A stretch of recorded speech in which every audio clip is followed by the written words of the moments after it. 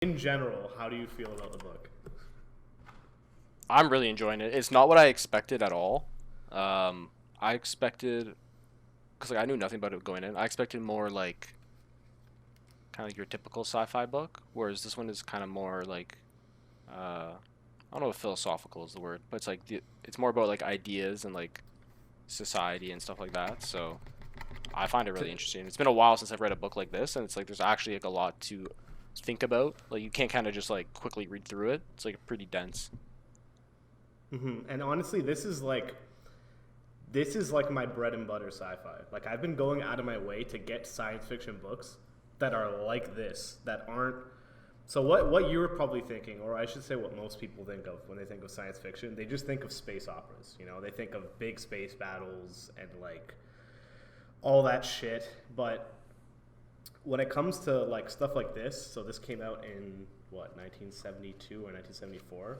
Yep. So there was like a movement in science fiction, which is like the new wave of science fiction, and they kind of pivoted instead of like the previous 2 decades. It's mostly like hard science, so like physics and like space travel and stuff like that. Whereas like the new wave of science fiction, they started to go more towards the soft sciences, like the social sciences, which is really what this book is. This book is like a social science book.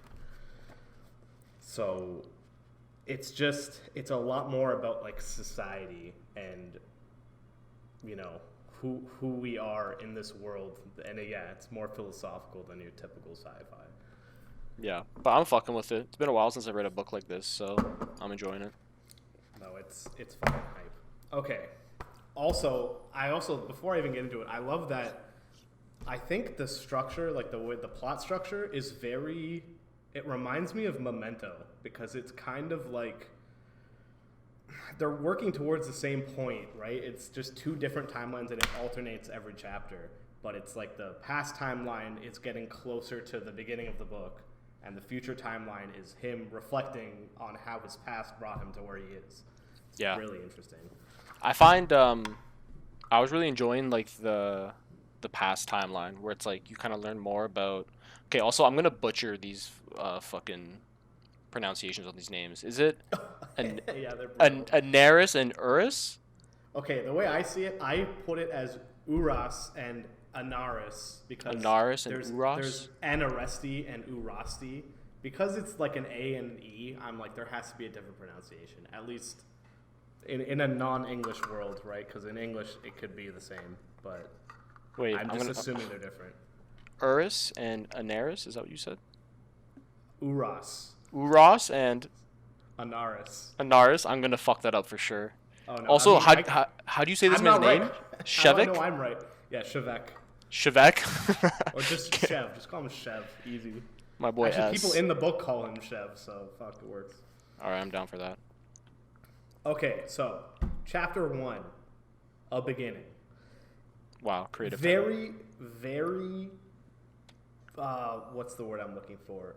Really disorienting. Like I'm like those that first like couple pages. I'm like, what the fuck is happening? Because it's so chaotic. Like, and you don't really understand the gravity of the situation because you have no context for it. But Yeah. that's kind of why I like the way that this plot is structured because as it goes forward, you're like, oh, this was a really big deal, and I just didn't know it at the time. Yeah, I also feel it's a very sci-fi thing to do to just throw you into it and not explain anything, and you're just like, what the hell is going on? Yeah, no, I'm such a stickler for that. I like being confused and slowly figuring it out. I hate being spoon fed, so this is like my shit.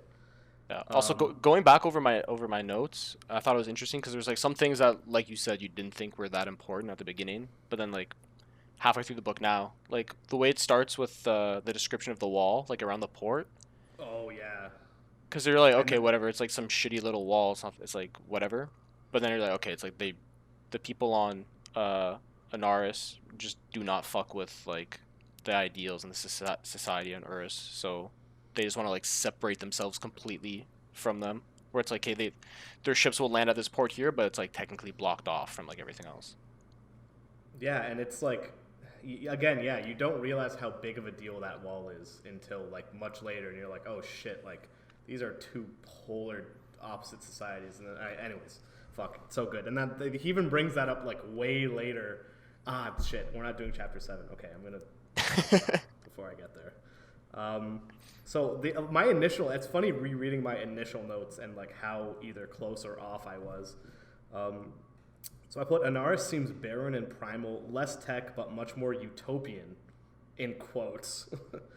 Sharing is caring. That's what I wrote as that's their big thing. Everything's about sharing. Versus Uras, much like Earth, lush but fucked. Money, class warfare, high tech, low life. Yeah, I also put in my notes, I'm like very similar to Earth or like Western society. Yeah, it's like Earth with like a cyberpunk adrenaline spike. It's an interesting initial conversations with the Doctor and the spaceship, which really shows their cultural divide. That was the moment when he's on the spaceship, and I now realize when they're being launched, Shevek is having like the most fucked time of his life because he's like, I think I'm dying right now, like when the spaceship is going up, because he's obviously never been in a spaceship before, and everyone else on the ship is like, yeah, this is normal, man. And then they just start talking about like, you know, men and women. The men versus women thing comes up so many times, and it keeps getting deeper and deeper. But this initial one with the Doctor, who's just like, dude, how do you have women that can't do shit as good as men? And he's like, I mean, my two biggest influences in physics were women, so I don't know what to tell you about that, bud. He's like, oh, women can never do the same job as a man because they're weaker. He's like, okay, but we have tools. They can just use the tools. He's like, it's not the same. It's literally like, but anyways, I'm going to pretend that I didn't just get countered. I wrote little, so in every chapter, there was at least one line that just like fucking got me. And this one was actually really funny. I don't know if it was meant to be humorous, but after he lands on I was going to say Earth, on Uras, because Earth actually is a place in this Terra, society. right? Terra, yeah. After he last landed there and everyone's like trying to talk to him, his handlers are like, okay, man, we're gonna try to get through this like as quickly as possible. Like we'll just blitz through this. And the very next line is, the amenities lasted several hours. I'm just like, yeah, sounds earthly to me. Also, this is totally not like important at all, but I put this in my notes because I thought it was funny when they're like escorting him to the ship, and there's like the like mob of people, and then they fucking like one of the people from the defense crew gets like domed in the head by a rock, and I just laughed how it was described. I was just like, he instantly died. Like, this guy didn't get hit and then bled out. They're like, no, he got hit so hard by this rock that he just instantly died. Yeah, that was like, I was like, wow, that they really brushed past that. And Bro, no one acknowledges it. They're just like, damn, all right, keep going.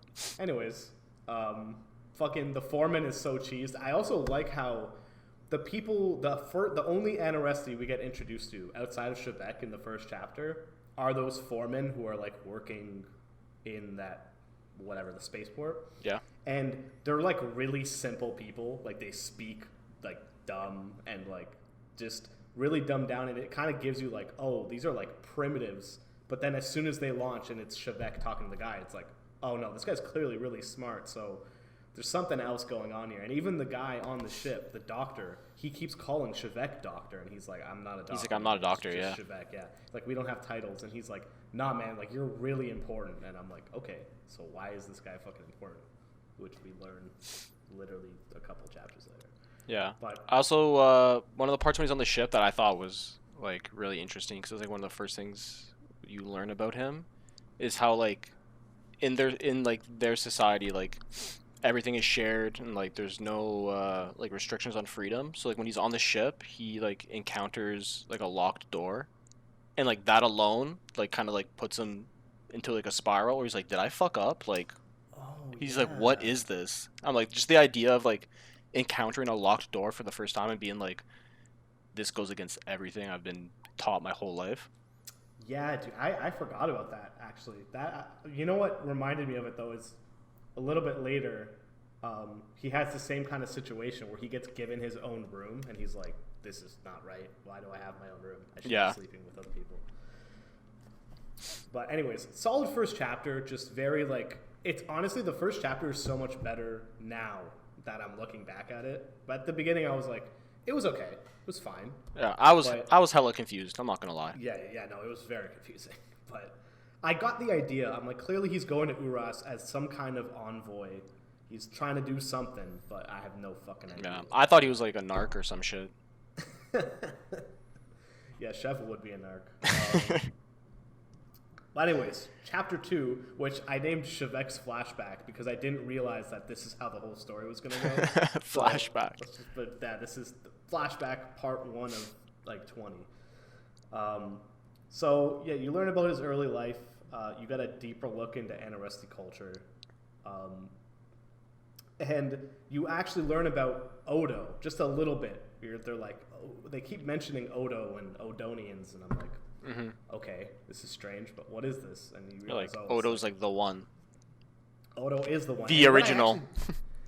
What the OG? What I didn't realize is that Odo didn't actually go to Inaris. I thought that Odo was like the first person to fuck off, but no, it was just her ideals. Yeah, they explained it. I think a couple chapters later, how it's like.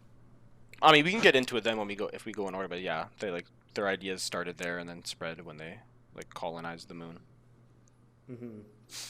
Also, there's a couple of really good real life references in this flashback that I want to see if you noticed. So when he was a kid, I got it immediately. I was so proud of myself. So when he was a kid, and they watch like David Attenborough-esque documentaries about Uras and how fucked it is. There was one line where, so it's showing like all these super rich people getting like fed on a beach by slaves, and at the same time on another part of Uras, there's piles of children's bodies just being burned because they're starved, and it's like the narrator said in a soft voice, side by side, like these two things exist at the same time. Look how fucked these people are. But from that documentary and from, I guess, the life of Odo, one of the things she wrote, they learn about prisons, and one of their boys is like, I want to be thrown in prison. Like, that sounds fucking sick. Yeah, I have a lot to say about this too.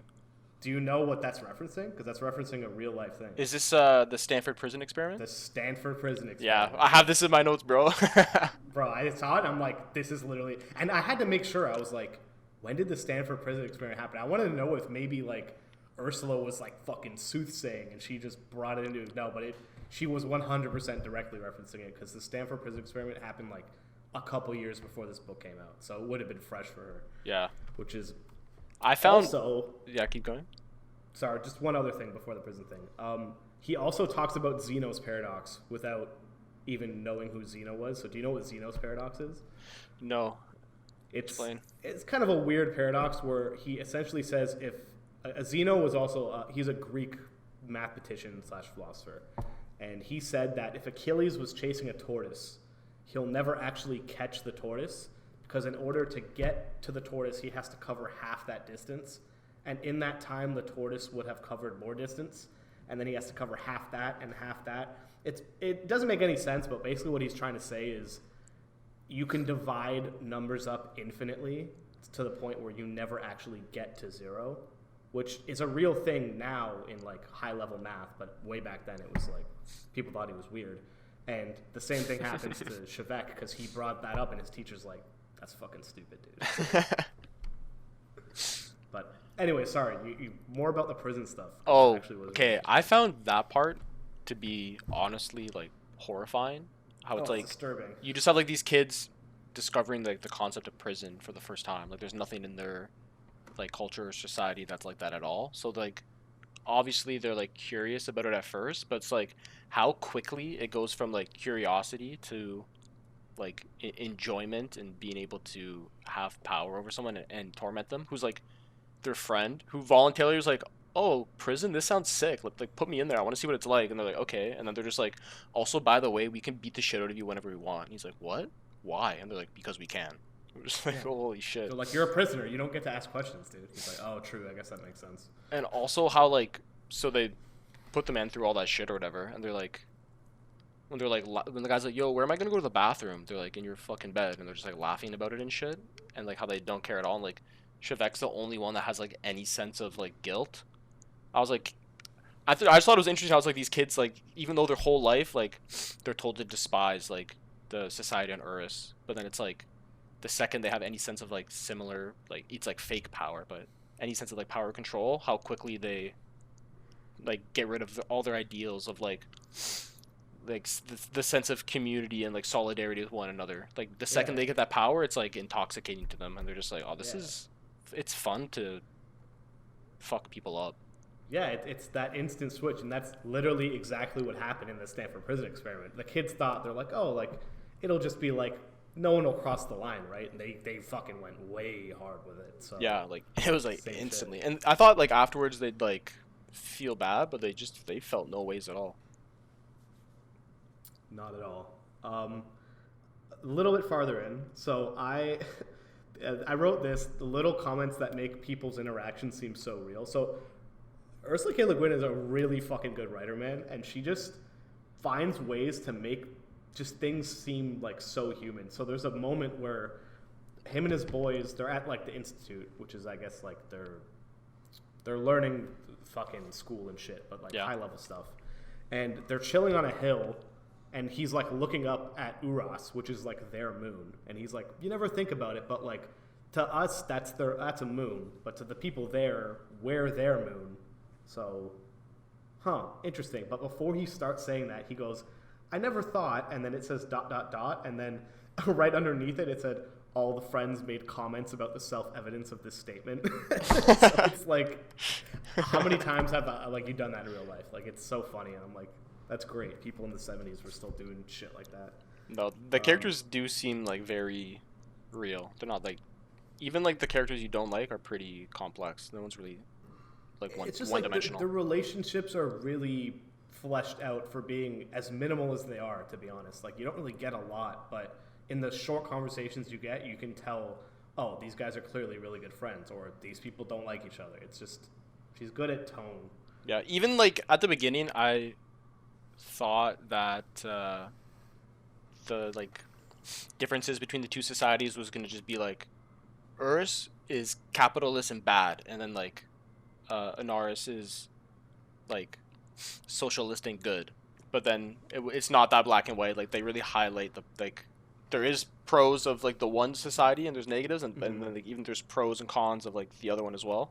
So I like that the author actually goes into that instead of just being like, it's a slow reveal too, because at the beginning it's very much framed like Anaris is a utopia, and it's communism taken to the logical extreme. It's like, oh, what if communism worked? This is what Anaris is. But even then, as it goes along, and I think it's we'll get there, but I think it's chapter 6 where that really starts happening, where he kind of has his mind opened a bit on the fact that Anaris is not perfect.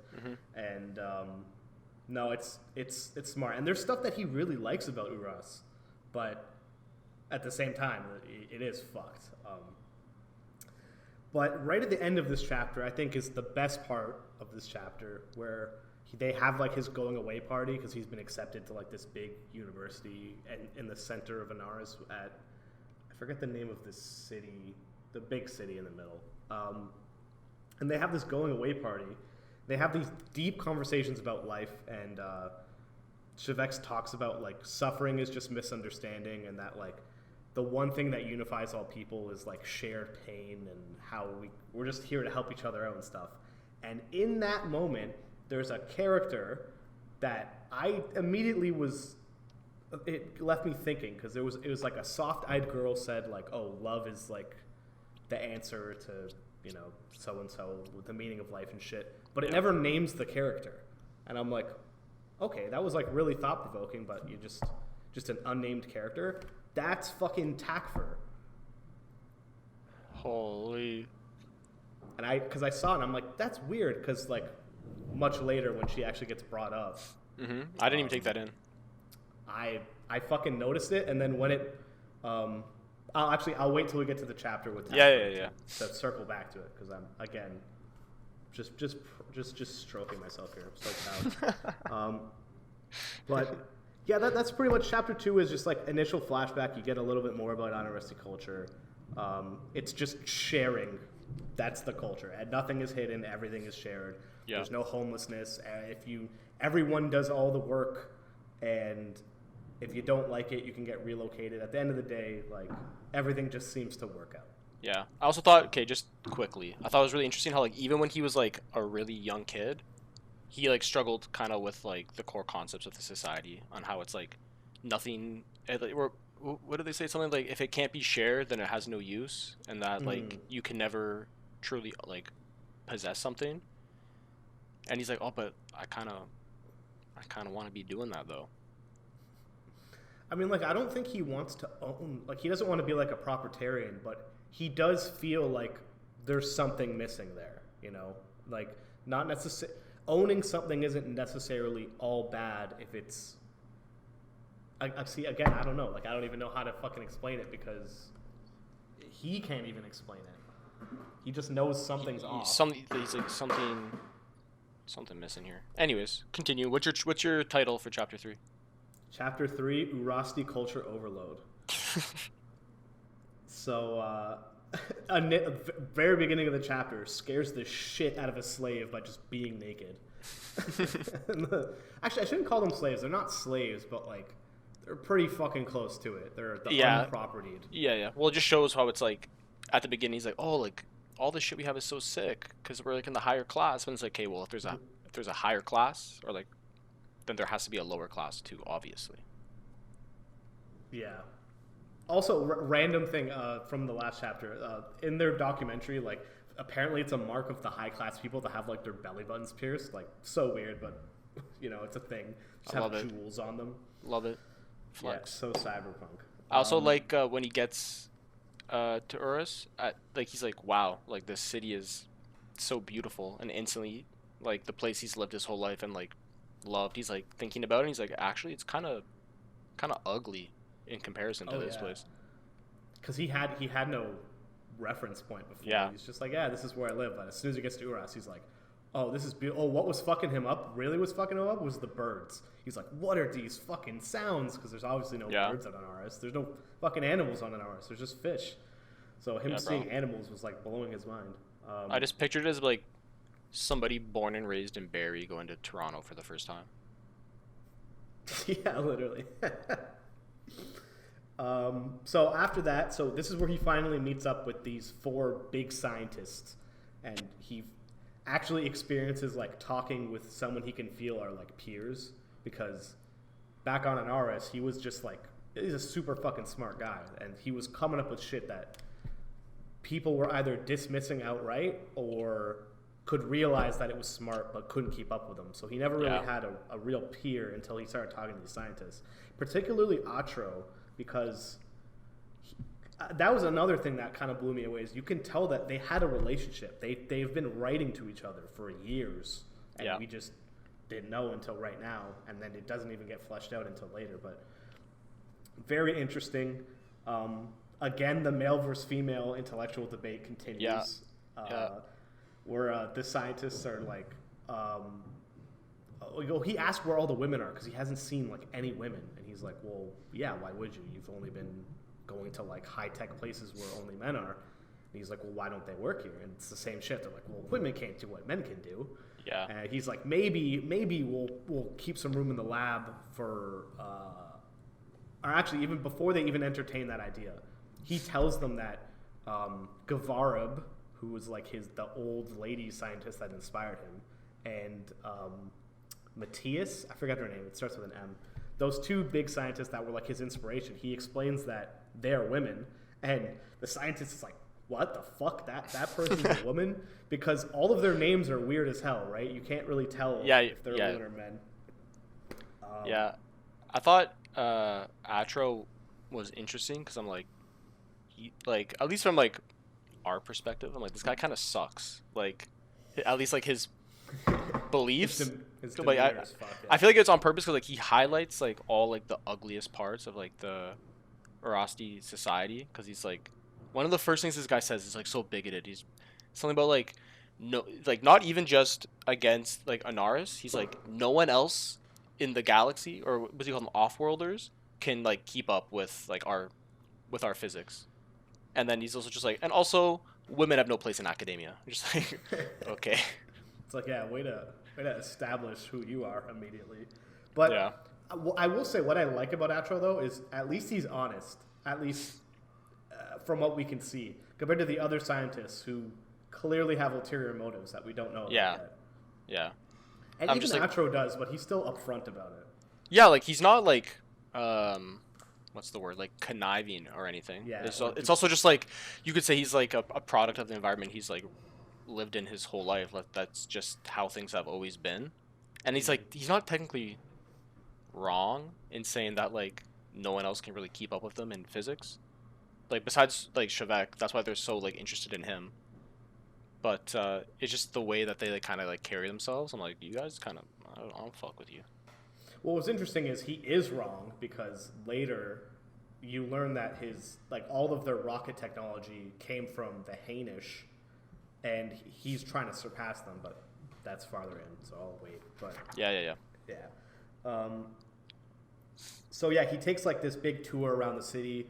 He meets like rocket engineers and goes to museums and sees all this crazy shit. And this is where you fuck, well, I'm blanking on this now. Oh, he's talking to the head engineer, and he's like, yeah, well, I mean, because you're here now, we're probably going to scrap all this shit soon. And he's like, what are you talking about? And then he's like, oh, your theory of, general simultaneity of time, and, we're trying to get faster than light travel. And that's where it's like, oh, that's why he's here. That's why these people are putting him up in such, like, high housing, because they want what's in his head. He clearly has the key to unlocking their, superiority in the solar system. Yeah. Very important. So he witnesses a court hearing, which absolutely disgusts him. The idea that truth could be somehow twisted to not be truth is just, he can't even wrap his head around that. Yeah. And he kind of starts to feel like he bit off a little more than he could chew. Like, he realizes that he was a little naive in coming here, and that this place is pretty fucked, and it might eat him alive if he's not careful. Yeah, like his mood like fluctuates a lot while he's there, because there's parts where he's like, "Hey, this is what I've been missing, like being able to talk with other people that are like as smart as me and know what I'm talking about and be able to discuss ideas." He's like, "I've missed this," and like having the resources and the one of the big things is like just having the time. Like one of the, I don't know if it's this chapter, but one of these like, I have so much free time, I don't even know what to do, because like back home you're just working all the time. I think that's chapter 5. That's chapter 5. Yeah, but then there's other parts where he's just like, parts of the society just like completely disgust him, and then he kind of gets scared, being like, "Okay, did I fuck up coming here? Like, is this even a good idea? Am I safe?" Yeah, and he visits Odo's grave. That was nice, and I was like, that's when it clicked for me. I'm like, oh, Odo didn't go to Anaris; she stayed on Earth. And then on her gravestone it says, "To true voyage is return," which is referencing something he said to himself in chapter 2, because he came back to the Institute, or I forget where he went, but he's like, oh, it's nice to return, because to voyage is to return. And I'm like, what is that? And then it's on Odo's grave, and it's like, oh, it's clearly like one of their teachings. And it's, I also like the irony of how her whole like ideology is about like complete freedom, but then you find out that she spent most of her time like in a prison there, and she never was able to actually, like, her ideas led to like the birth of this like society, but she never got to experience that herself. Yeah, and tie-in. I don't know if you've looked into like the Dispossessed, and like it's part of like a greater cycle of books that are all standalone, but they all take place in the same solar system. The book that the Dispossessed is actually like one of the last books in the series, and there's only one after it, but it's called The Day Before the Revolution, and it's just about Odo's life and how she died the day before like the revolution happened, so she didn't even get to experience anything. Very sad. Damn, I didn't even know that this was a series. I'm not gonna lie. Oh yeah, it's called the Hainish cycle. So the Hain are like, so there's Easter eggs in here about the Hain and Terrans and stuff. So the Hain are like the main society in the cycle, but some books they're the main thing, and some books they kind of just take place in the background. interesting. But all her work on standalone, which is why it's fucking sick. Anyways, back on track. So I wrote, he sees the beauty in Uras and its people and feels the Odonians might have left in haste. But also I wrote, he's in the honeymoon stage. Like, he's clearly honeymooning as fuck right now. Oh, they're they're honeypotting this guy like crazy. They're just giving him everything. Yeah. Because he sees all the good shit, right? He's only seen the good shit. And to him, it's all awe-inspiring stuff compared to, like, he grew up in a fucking desert planet where he eats literal shit for breakfast and just, you know, stuff sucks. Breathes in the dust. Literally. And so the way I think, he's kind of experiencing ecstasy right now, which, get quick definition of ecstasy. Most people think that ecstasy means, like, feels really good, especially because that's what people call the drug. But what ecstasy really is the peak of emotion, good and bad. So what he's experiencing is like peak awesomeness, but also peak horror at like the stuff that he thinks is fucked up. So either way, he feels like he really likes the resources that they have and all the shit that they can create and the conversations he can have. But he does feel like the society in general is really dark and not right. Yeah, I can agree with that. But anything else for this chapter? No, I think that pretty much wraps up this chapter. All right, what's your chapter title? Chapter 4, Sabul the Tool and the Beginning of the Work. I like how these are getting more elaborate. Oh yeah, well, because the chapters get more deep, so I have more to work with. So now, flashing back to Anaris again. Now he's in his university, I guess you can call it. And we get to learn a little bit more about the trade relations between Anaris and Uras, because they've clearly been sending ships back and forth because they have a spaceport, so they've obviously been sending shit. But it's like, what could fucking Anaris have that Uras needs?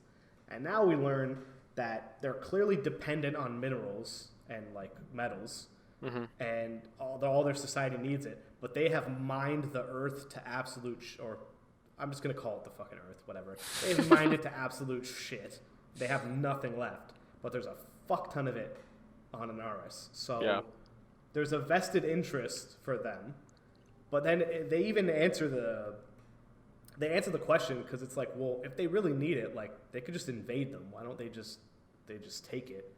And it's like, well, they're doing all the work. They could do things peacefully. Yeah, they're doing the work anyway. So if you can keep it peaceful, it's like, yeah, we send them some cars and, you know, some shit that we don't.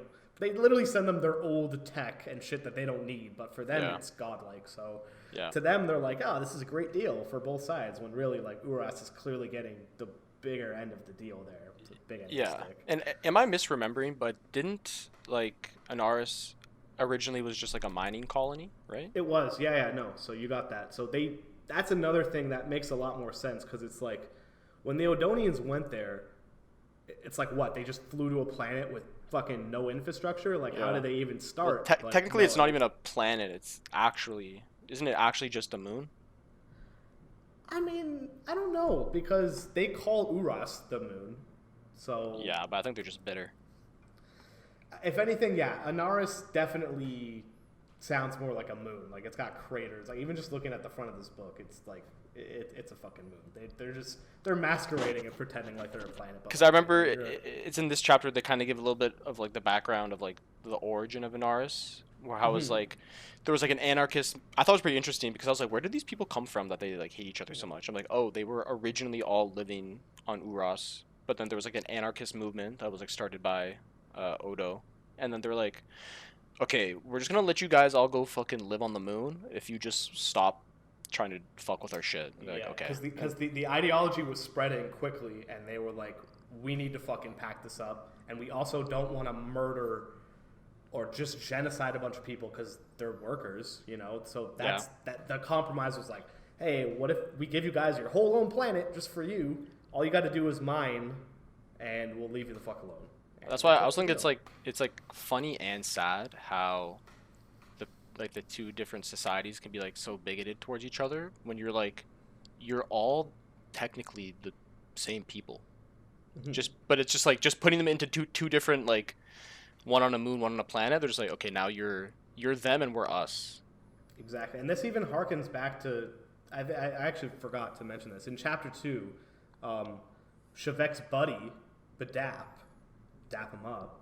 He said, he was the one who first questioned. He's like, well, like, we don't even know anything about Uras. And he's like, well, we have all these videos and all this shit. And he's like, yeah, but it's like 150, almost 200 years old.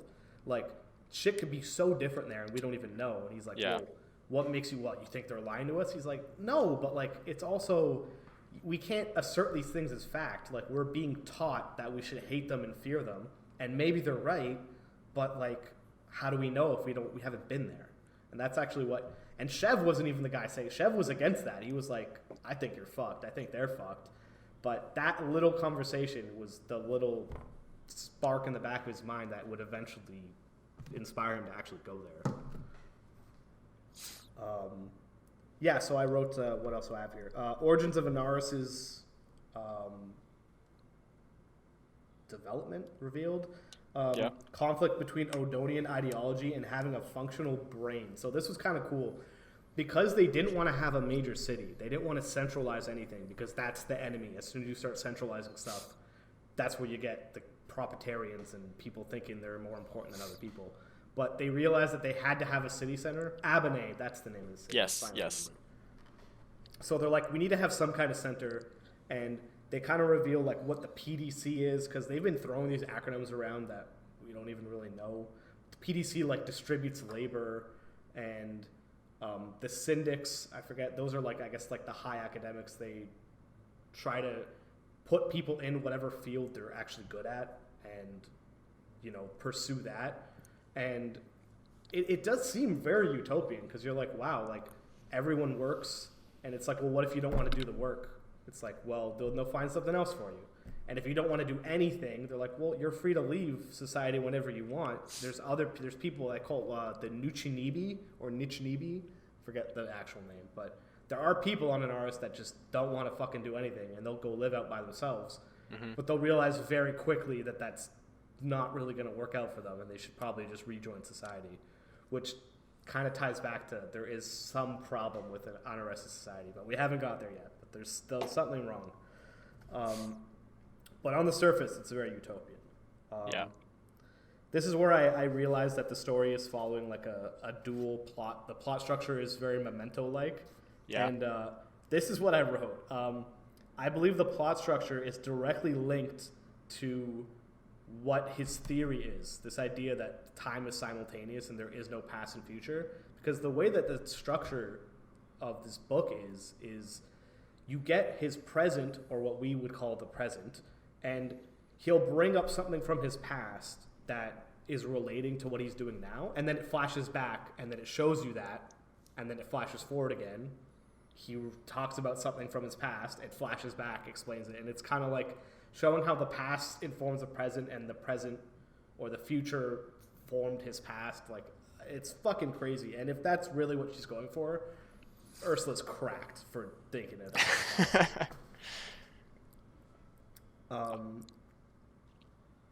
Sorry, you have a thought? No, you can continue. Okay.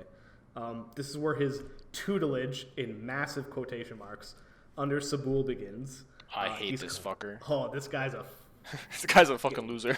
Oh, yeah, honestly, waste man. Clearly using Shavek as a tool for his own petty battles with the Urasi scientist Atro. So now we get the beginning of what would be his correspondence with Atro, but it's really not a correspondence yet. All it is Sabul just used this guy to shit on Atro and be like, yeah, I'm better than you. And he's like, yeah, I co-published this thing that you wrote. And Shavek's like, wow, like, thanks for asking me, dude. That was... Yeah. Clearly you just wanted to put your name on my work, you piece of shit. Yeah. Well, and also, like, this guy just sucks so much because also from, like, Shavek's point of view, it's like what he does goes against everything that they're taught. How it's like your ideas should always be shared, and it's about, like, community, and this guy's just, like, essentially makes, like Shavek isn't his, like, property, but he's essentially like, okay, you're here and you're gonna do all this work for me, but I'm gonna take your work and your ideas and publish them, like, essentially as my own. what a douchebag. Yeah. And actually, I think it might be a couple chapters later, but they talk about Sabul as being like, he's absolutely contributed nothing original. All the stuff he has is just taken from Urasti culture or Urasti scientists and just reframing it and making himself look smart. And he's just... This guy's a poser. Fucking loser. Absolute poser. This is where Shevek gets his own room, and he really struggles with that. Yeah. But he acknowledges that it's necessary. I love his little mental battle, though. Like, he's really like, I feel so wrong for this, but also, I get it. Like, what if I wake up in the middle of the night and I need to write something down? Like, it makes sense that I have all this, but again, I think he's seeing that there's a little bit of that proprietarian culture still in Anaresti culture, but it's really subtle, and he's noticing it now, I think. Yeah. Yeah, like the two different societies, like, they're very different, but because they originate from the same place, there is some, like, similarities, sorry, between both of them. And there's a really good analogy, actually, that in a chapter that we will not review now, that from a character that we haven't met yet, about that exact thing. And I wrote that down so I won't forget it, so we'll get there. He gets sick for the first time in his life, and I wrote massive shame, what a loser, because the culture is like, oh, if you get sick, you're fucking weak sauce, dude. Like, what's up with your fucking immune system? Eat some more fish dust, dude.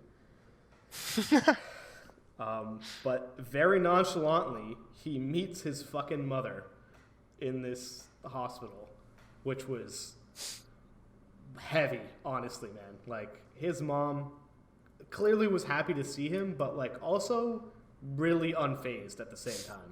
Yeah. Like, I don't want to call her a bad person, but she's just unattached, you know? She's very, like, hey, Shevek, nice to see you. Also, I don't regret not being around you, though. Like, holy fuck, man. And I wrote this down because this shit almost made me cry, because I'm like, this was gutting. Like, this is... So, Shevek was taken care of by not his dad, but just some guy that was, like, friends with his mom, and that was his, like, father figure. And then we learned that he actually died saving people from, like, a fire. And this is what Shevek's mom thought, that Shevek was also dead. She thought he died in that fire. And he said to her, like, after she basically explains everything, that it might have been better if you'd have gone on thinking of me as a statistic too. I was like, oh god, that is gutting, man. Yeah, their relationship, or not, I guess because they didn't really have a relationship, but, like, their reunion, I thought, like, I don't know what she expected, because I'm like, you were just absent from his life the entire time, and it's like, if you, like, really wanted to, you could have reconnected with him, but she was kind of just, like, not stuck in her ways, but she was just like, well, our society kind of just focuses on work, so I'm gonna just keep... I think she is sorry to interrupt you, but... No, that was about it. She is the personification of the pragmatism of their culture. She's like, if it's not pragmatic, if it's not important to me right now, then what the fuck use do I have, you know? Yeah. Shevek, you were just a kid. You were a fucking troublesome kid. I didn't want to deal with you. Someone else said they'd take you, and so we took you, and that's it. I also thought it was sad because, like, so she did that her whole life, which is, like, what their society told them to do, but then it's, like, now that she's, like, a lot older, she's, like, wanting that deeper connection with someone, and doesn't have it with her son, even though she's trying, because he just doesn't feel it at all. So I thought that whole part with her was, like, just so sad.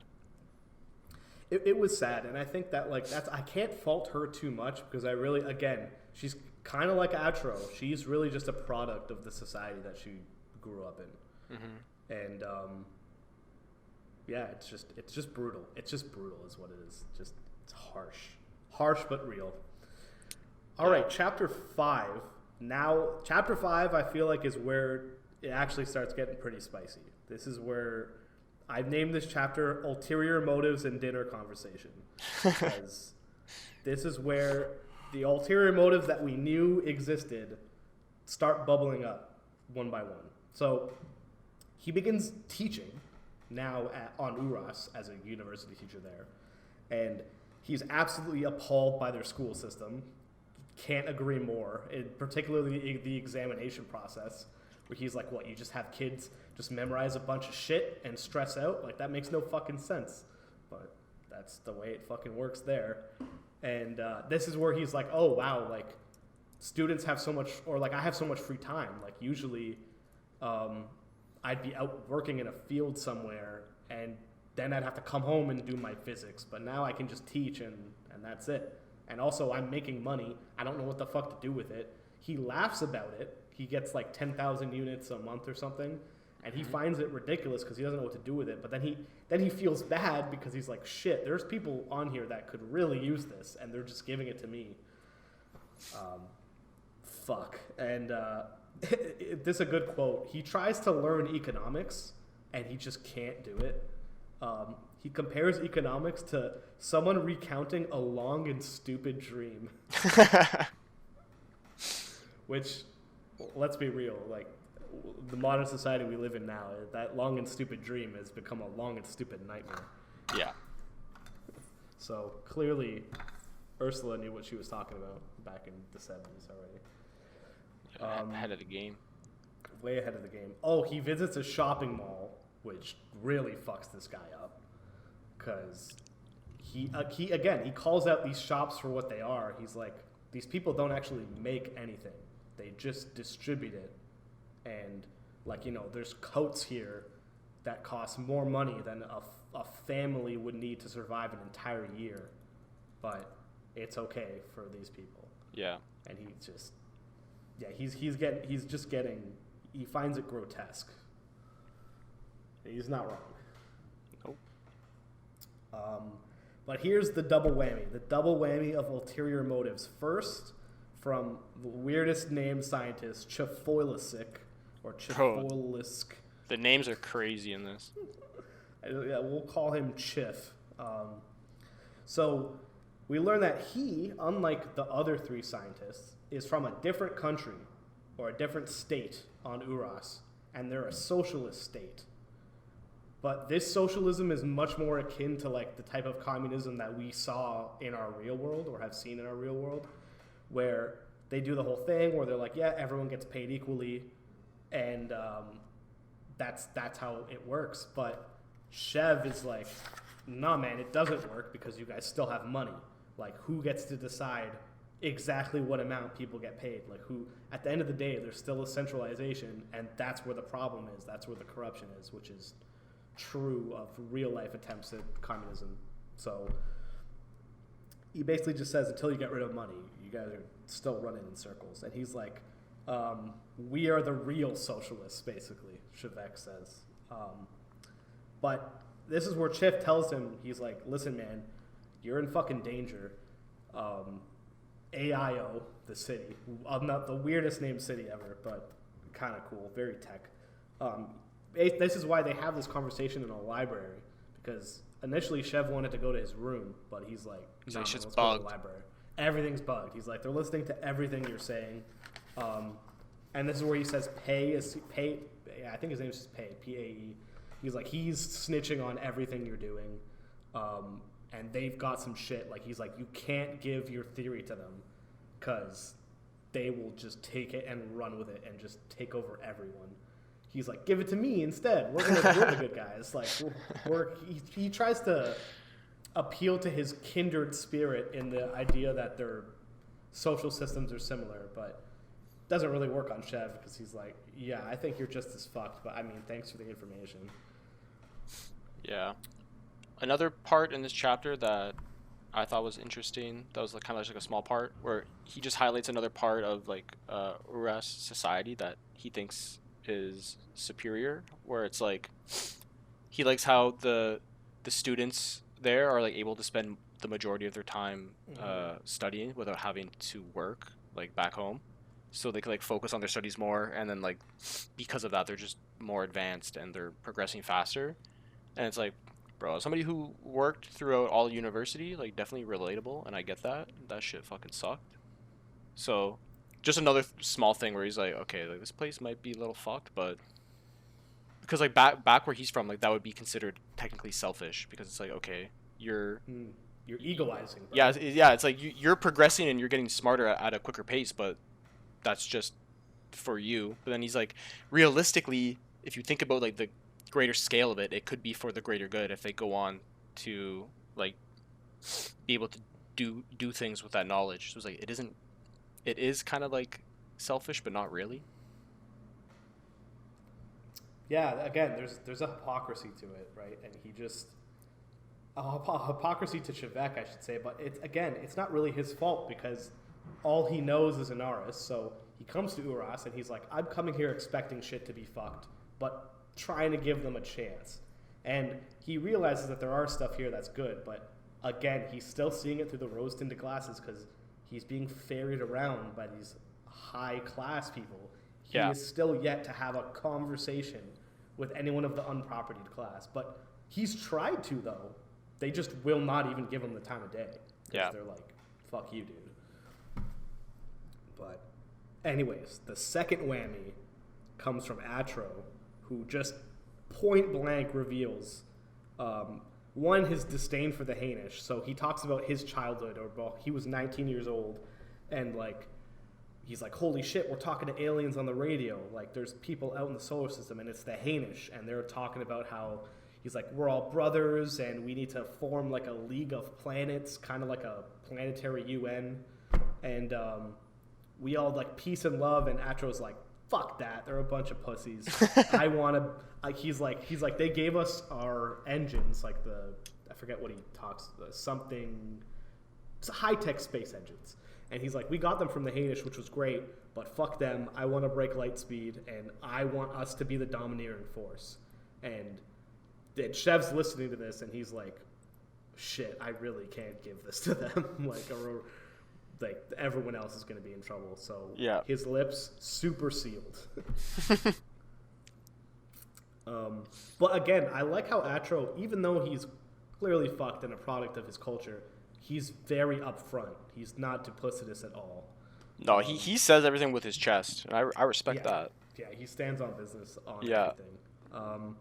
Actually, a little bit of a backtrack. After Chiff had that conversation with Shevek, he got immediately called back to his home country, and then Pei was like, oh. Shit's going down.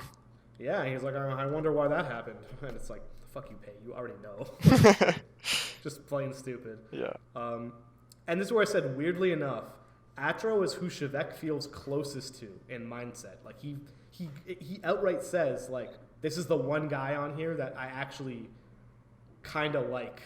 Yeah. Because of how upfront he is, even though what he's saying is psychotic. Like, at least I don't have to, like, play these guessing games, because he's not used to that. He thinks everyone is just honest all the time, because that's how it is on Anaris. Yeah. You know? Everyone's so sneaky out there.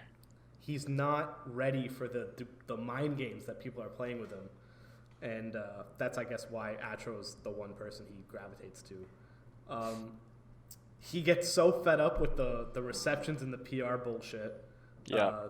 That he just stops going. Yeah, he just stops going, and he's like, you know what, man? I just want to have a dinner. He's like, I just want to have no pressure. I just want to hang out with a family. And then this is where Oyi, fuck, these names are fucked, man. O-I-I-E, Oyi. He's like, shit, I guess I have to host this guy now. And then he has like a dinner with him, but Shevek gets super amped to finally see a woman, and actually also children. He's like, holy shit, I get to finally, like, it feels a little more homey now. And he has a really interesting conversation with the kids and the parents about Anaresti culture, and they just start peppering him with questions. And this is where they're like, well, what do you guys do? He's like, well, everybody works. Like, we all do all this, like, crazy work. And he's like, well, why would you even do that? Who would want to do that? And this is where he's like, well, you know, people actually take pride in their work. And they do like saying like, hey, I can work this crazy hard job. Look at me. I'm so strong. Want to copulate, you know? And he makes a good point. He's like, well, why should we make one person do this hyper dangerous job like mining for their whole life and die a young death when we could just rotate people and that way everyone shares the burden. And it's like, on paper, that sounds fucking great. Like, sounds awesome. But there is issues. But, there's other things about society too, especially like when they start talking about sex. Like, Anaris culture is so open that like they literally have special rooms for people to go and fuck when they want to, because there's no foreplay, there's no subliminal messaging, there's none of that. It's just, hey, I like you, want to smash? And it's like, yes or no, and it's like, all right. Especially because of the way their society is. It's like everybody's always moving around, so you never really have like these long lasting like monogamous relationships. It's kind of just like, okay, we're at the same work post for 6 months. Okay, let's just smash the whole time. It's like, all right, I'm leaving. Bye. This was fun. I mean, there is the one example of the one girl in chapter 2. We didn't mention her, but she like fell in love with Shevek, and she's like, I need you, and he's like, like, whatever. And it's like this idea that like they need to keep their population numbers up because like they need people to do the work. There's so much work to do on an artist, so they're much more open that way. And this is so cute. Right at the end, he bonds with this baby seal, or I think it's a seal. This kid has like a pet seal, I think. And he starts getting real emotional. And this is where he brings up Takfur. And you're like, actually, they've brought up Takfur more than once. But I kind of blanked it out because I was like, I don't know who that is. But now you know, it's like, oh, that was his woman that we just don't even know about yet. Yeah. And next chapter, which is... Well, like, he was, like, going through it, like, once they had to, like, separate. And, but we still don't even know who she is or why she means so much to him until, again, this is the brilliance of the writing is, like, at the end of the chapter, he starts thinking about his past, and then the next chapter is about that thing that he was just thinking about, which I love. And this is where, I think chapter 6...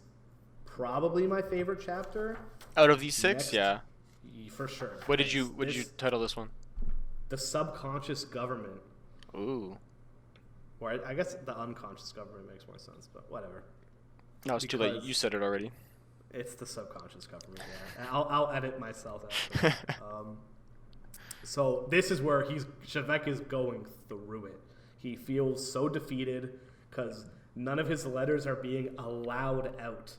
So he's trying to send these letters to these scientists, but Sabul, the tool fool, cunty fuck, just won't let him do it. And he doesn't think it's Sabul, though. He's like, oh, it's the whole, like, there's a syndicate for this. Like, it's not, the whole idea of Anaris is no one person is ever going to have power. There's committees for everything, and that way it kind of mitigates central power structure. And I think he talks about in this chapter as well, they rotate people, too. No one can hold a seat in a committee for more than like a year or two, and then they're rotated out. So that way, there's no, conflicts of opinion, and we can get the most unbiased, on paper at least, answers to things.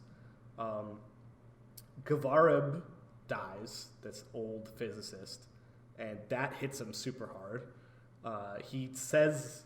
he has like a little speech at her funeral, which super sad. A quote I wrote down for that is, in physics, we have our Odo and we did not honor her. And it's like, yeah, that's super sad. Because she was like the quack scientist that everyone was like, yeah, like, I don't know what the fuck she's talking about. She's kind of just spouting bullshit. But Shevek was the only one who was like, oh, I think she's onto something. And that inspired him. So that really hit him hard. He's legitimately suicidal at this point because he's like, what am I even doing here? Yeah. I'm trying to push forward this theory. No one's listening to me. I can't talk to anyone on Uras because my letters aren't going out. Like, and he's just in this downward spiral. And then he runs into his old buddy Dap. Bro, I love this part. Dude, this is the best. Yeah, because this is where Badap starts. Again, he was the same guy who was saying before, questioning what they knew about Uras, where he's like, guys, we haven't been there in a long time. Like, we really shouldn't say shit that we don't know. And he does the same thing here, where he's like, dude, Anaris is a government whether you like it or not. And this whole conversation, I wrote so much on this because this this is the best part. So he starts revealing the truth of Anaris to Shevek, which he rejects immediately. But deep down, he knows he's right, but he immediately rejects it. So the power structure is not government, but it's public opinion. And that Sabul knows how to wield the public opinion, and they've let cooperation become blind obedience. So this idea that everyone works together should mitigate power structures, but because they're so reliant on their cooperation, there is a little bit of corruption because of general public opinion. And Sabul knows how to wield that public opinion to his advantage and let things get done that only he wants to get done. And no one's the wiser, because to them, there is no government. Sabul can't be controlling everything, but he's able to plant seeds in people's heads, and it just works out for him. And fucking Shev just starts breaking down at this, because now, what else did he write? So on Uras they have government of the minority, versus on Anaris they have government of the majority, but it's a subliminal government that no one can really see, so you can't fight something that you can't see, which makes it even more dangerous, right? And then he talks about their other friend Tyrion, who got sent to an insane asylum. Yeah. For what? He wrote a play that was, I guess, critical of Anaris, and they just refused to let him do what he wanted. He didn't want to go do any of the other work because he's like, I'm a playwright. And it's interesting that plays are the only true art that they recognize on Anaris, because its ability to like tell stories and convey ideas. And that's clearly what Tyrion wants to do, and it's what he's best at. But again, he keeps getting cycled out, and he doesn't get to do the work that he wants to do.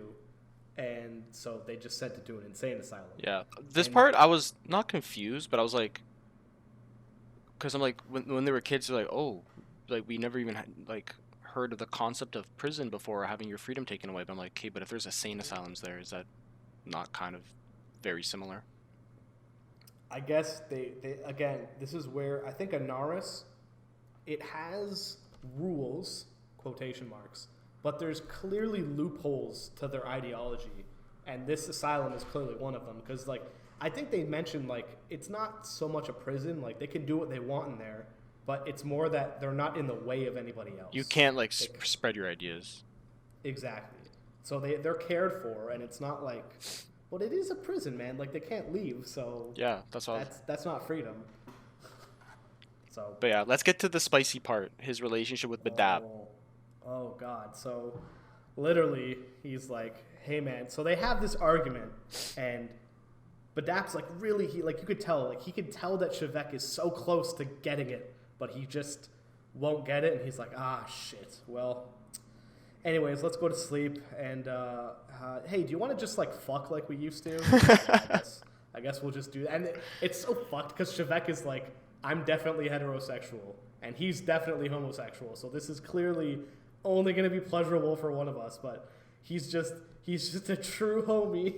Yeah, there was one line that I wrote down that I liked, where it was like, because also like in this, he's like at such a low point in his life, and then it's like, oh, this is like a childhood friend that like he really cares about, and he was like, what did I write down? It's like his emotions flame up as from shaken coal. I'm like, this guy's a little romantic, eh? Well, this is another thing that's kind of revealed more in depth now about just sexual relationships in general. Men and women fuck together all the time. Homosexuality is whatever. And it's more of like, I think they described it as it's like a way of like establishing trust. Because it's like, hey man, if I'm letting you fucking rail me, I probably trust you. It's like, holy shit. I mean, I guess they're not wrong, but let's just say they're very progressive for me. Yeah. Also, I love that they did like the fiction, or not, sorry, the romance trope of like the one bedroom or the one bed. Oh yeah. They go there, was like, yo, there's only one bed and one blanket, and like, yo, you would be so uncomfortable if you slept on the floor. Yeah. So like. Well, I think Badab tried to leave. He's like, yeah, I'll go sleep in the hall. And Shevek's like, don't be stupid, bro. Like, get in here. Come snuggle up.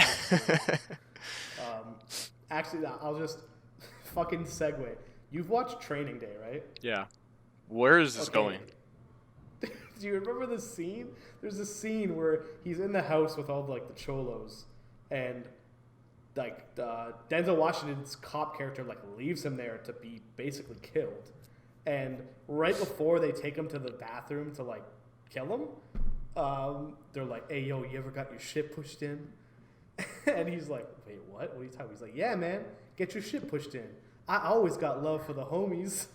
Oh my And god. that's just what this made me think of. That made you think about that? I was looking at this, I'm like, oh my god, what a nice like reconnection between somebody who's so I lonely and know. then you're thinking this guy's thinking of fucking Training Day. Dude, so literally, I mean, I know it was like a wholesome moment, but as soon as he said they partnered for the next couple weeks to establish trust, literally the first thing in my head is, I always got love for the homies. You're So fucking funny. jokes. I also like how they're kind of just like after, what was it, a couple weeks, they're like, yeah, I'm not really feeling anything more. You want to just be boys? They're like, yeah, we can be boys.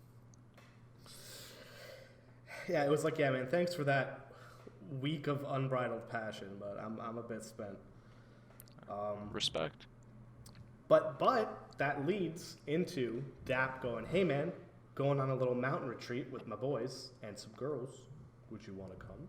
And he's like, I really shouldn't, but fuck it, I guess so. And here comes the best girl, Takfer. It was revealed, so this is where it was revealed that she was at his going away party because he's like, oh, it's nice to meet you, I'm Shivek. And she's like, I already know you, dude. And he's like, Awkward. what? And he's like, and then even before he met Takfer, when he's having the conversation with Badab, when they're reconnecting, he brings up the conversation they had at their at his going away party from chapter 2, and he's like, yeah, like he brings up a line from the conversation, and Shivek's like, oh wow, you remember that? And he's like, of course, man, that had like a lasting impact on me and this other guy and Takfer, and Shivek's like, oh, okay. He doesn't say anything, but he's like, I don't know who Takfer is, but I know who you are. And then he meets Takfer again, and he feels so bad because he's like, holy shit, I didn't remember you. She's like, yeah, I was at your going away party, man. Okay, nice to know that you give a fuck. It's like, oh shit. Starting Sorry. off on a fucking good Keep breathing foot. into the mic, my bad. Oh yeah, no, we're gonna have to throw all this. Delete. Let's go. We I mean, we're 7 minutes past an hour, but I mean, it's okay. We're almost at the end. So he finds Takfer kind of just looking at nature, or whatever, the closest thing they have to nature, which is just one stream at some mountains. And they just have this conversation, and she kind of reveals to him that, like, she essentially, like, fell in love with him. But it's not as simple as that. Like, she fell in love with the idea of him and, like, what he represented. And she's searching for the bond, like this super bond that she's only ever seen in him before. And then he's thinking in his head now, shit, you are like smart as hell. You're clearly my equal. She's like a marine biologist. And he's like, yeah, this is that shit. And then that's it. They start a relationship. It's really tough because she is not the easiest person to get along with, but they push through it and they have a fucking seemingly a very wholesome. Bro, this part made me relationship together. so happy because like this man has been going through it and he's just been so like they really highlight his like isolation and like loneliness going away. So I was like, oh my god, finally a W for the kid, you know? Like this guy, some genuine happiness. Yeah, he's got something. He has a connection. He can bust some nuts and actually focus because now he actually starts working again. And Yeah, I also liked how, because like he always longed for like basically the opposite of the relationship he had with his mom, right? Like he wants like a meaningful, deep relationship, and then when she's basically says like, okay, what I want out of a relationship is like a real like lasting bond, and then that's when he's like, wait, that's what I want too. This is perfect. And then they get together. I was like, oh my god, yes, thank you. Yeah, it was very, very heartwarming, and it's like, it's just what he needed, and Yeah, they're clearly true equals, and they inspire each other because she's so passionate about fish because it's the only animal they have there. And this is why when he met that baby seal from that kid, he was so emotional because he's like, "Oh man, this reminds me of Takfur," which makes me think that some kind of tragedy is gonna strike. For Because sure. I'm like, well, what? Because Yeah. I'm like, well, what happened to her, right? If she's right, although he does reveal next chapter that she's still alive, Yeah. and he also has a kid. Like I forget, I think it was a chapter before he reveals to someone that he has a wife and kid. Although he doesn't call her a wife because they Yeah. don't have the word for wife. Yeah, But, didn't he say something about like Um, before he left, he moved them somewhere or something? yeah, well, he didn't. He moved them, but also she wanted to come, but he decided to leave them there because he's like, I could have been dangerous. Very smart that Yeah. he didn't fucking Yeah, bring them. for 'Cause sure. It would have been dangerous. But at first, I'm thinking, I'm like, No. did they fucking die? But no, they're still alive, at least according to him. So that's really it. Yeah, they clearly love each other, which is very wholesome. But just it makes me a little sad for future shit. Yeah. Because he clearly misses her. But Yeah, we'll see what happens. you know, the work's got to be done. So that's it. Those are the first 6 chapters. I feel like they are extremely strong. Honestly, it got Yeah, better well, you as just it you went just along. Like, figure every chapter- out more what's going on, and also going over the notes I made, there was like more stuff I picked up on where I was like, okay, now this makes more sense. Like rereading these notes, I'm like, oh shit, that's what that meant, you know? And like my favorite types of stories and are stories like this where you kind of start off in a fucking forest and you have to like Yeah. slowly cut your way out by gaining more information as the story goes on. Yeah. But yeah, man, super strong. Especially those like It's chapter just 5 picking and up, chapter like, 6 it especially just- were fucking. I think, And honestly, I'll be honest. I think yeah, chapter I 7's so far even I've better. only I was gonna read more, but I've only read chapter 7 now, and chapter 7 is my favorite chapter so far. Oh, so before I'll give a little sneak peek spoiler for our many viewers. Chapter 7 I've titled "A Day with Vey / Drunk on Oh, Simultaneous this guy's Time." getting artistic with it. Oh yeah, man. Oh, and that's also I have the most. Yeah, notes yeah. for Chapter 7, 'cause there's it's just like a lot going on. Yeah, grand, but yeah, well, I think very, that was a very successful spent a lot of time. conversation.